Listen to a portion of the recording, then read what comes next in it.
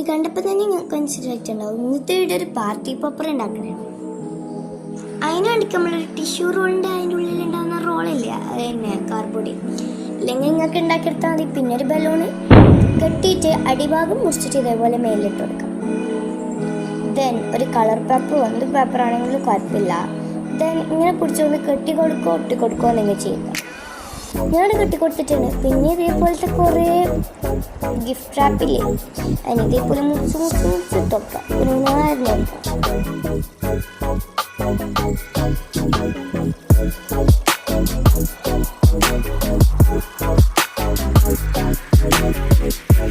ഇനി ഇതിൻ്റെ ഉള്ളിലേക്കൊന്ന് ഫില്ലാക്കി കൊടുക്കാത്ത ഇത്രയേ ഉള്ളൂ.